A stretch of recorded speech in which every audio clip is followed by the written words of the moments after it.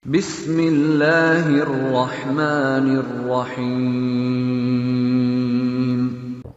Oke, bagaimana kabar semuanya? Mudah-mudahan dalam keadaan sehat walafiat dan hari ini lebih baik dari hari sebelumnya.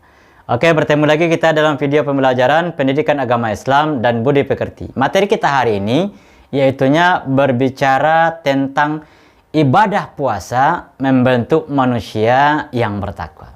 Nah, oke, sekarang kita masuk kepada pengertian puasa. Apa yang dikatakan puasa? Menurut bahasa, yang dikatakan puasa itu artinya menahan.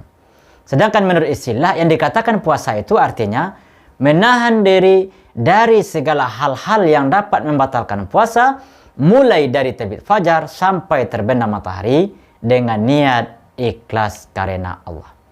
Oke, satu. Yang kedua, pembagian puasa. Puasa itu terbagi pada tiga. Ada namanya puasa wajib, ada namanya puasa sunnah, ada namanya puasa haram.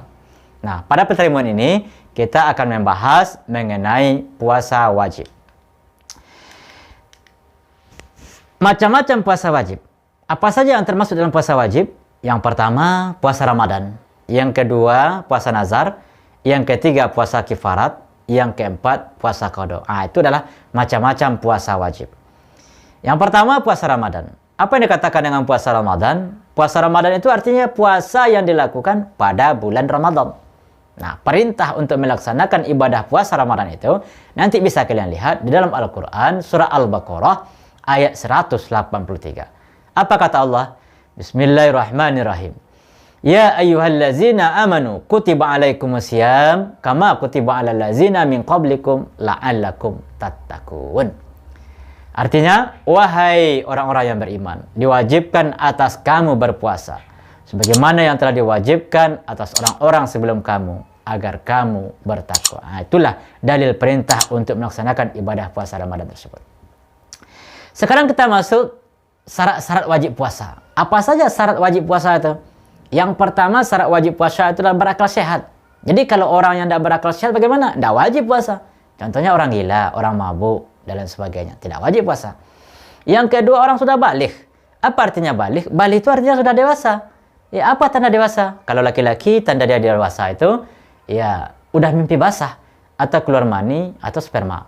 Kalau bagi perempuan, apa tanda dia sudah balik atau sudah dewasa? Yaitunya sudah haid atau menstruasi.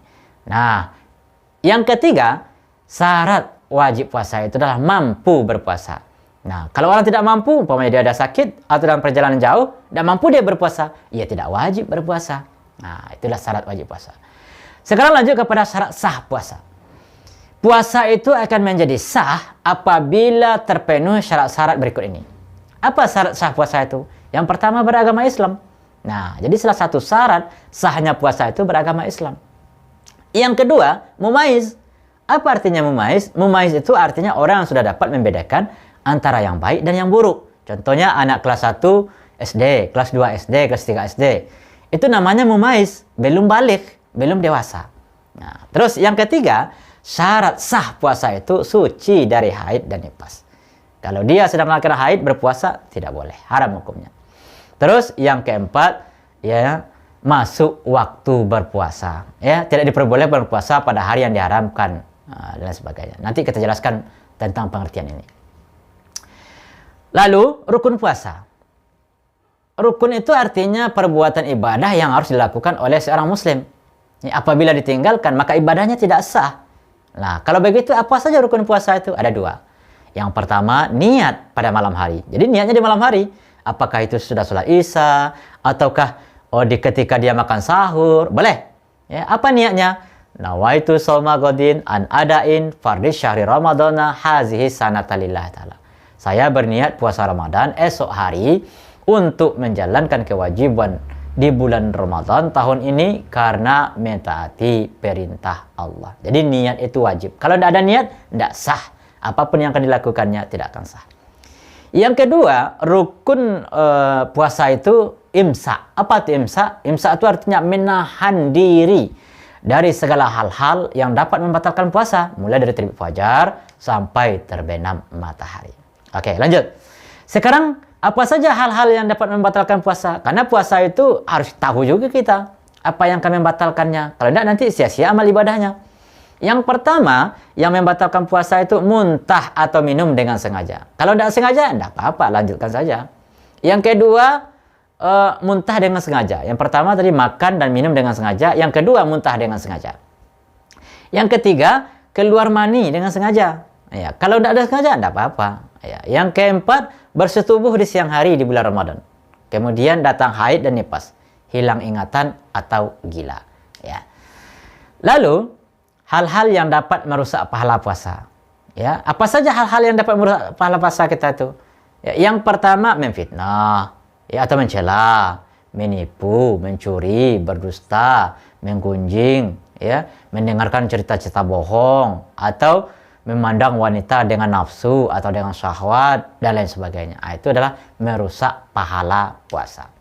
Nah, sekarang kita lanjutkan hal-hal yang disunatkan dalam berpuasa. Sunnah itu artinya yang sangat dianjurkan ketika berpuasa. Apa saja yang sangat dianjurkan itu? Yang pertama, berdoa ketika berbuka puasa. Ya. Yang kedua, memperbanyak sedekah di bulan Ramadan itu. Yang ketiga, sholat malam, ya, termasuk sholat tarawih, kemudian tadarus, membaca Al-Quran, dan lain sebagainya. Pokoknya setiap kebaikan-kebaikan kita dianjurkan memperbanyaknya di bulan Ramadan tersebut. Karena pahalanya amat luar biasa. Nah, sekarang kita lanjutkan siapa orang yang boleh tidak berpuasa. Karena puasa itu hukumnya wajib, tapi ada keringanan bagi orang yang dibolehkan tidak berpuasa. Siapa itu? Yang pertama, orang sakit. Jadi kalau ada orang sakit, boleh tidak berpuasa.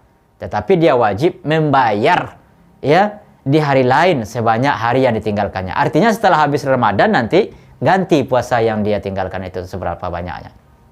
Yang kedua, musafir. Jadi orang yang dalam perjalanan jauh tidak sanggup dia berpuasa, boleh dia tidak berpuasa? Boleh. Tapi harus diganti di hari yang lain. Sama dengan orang sakit tadi. Ya, sebagaimana firman Allah dalam Al-Quran surah Al-Baqarah 184.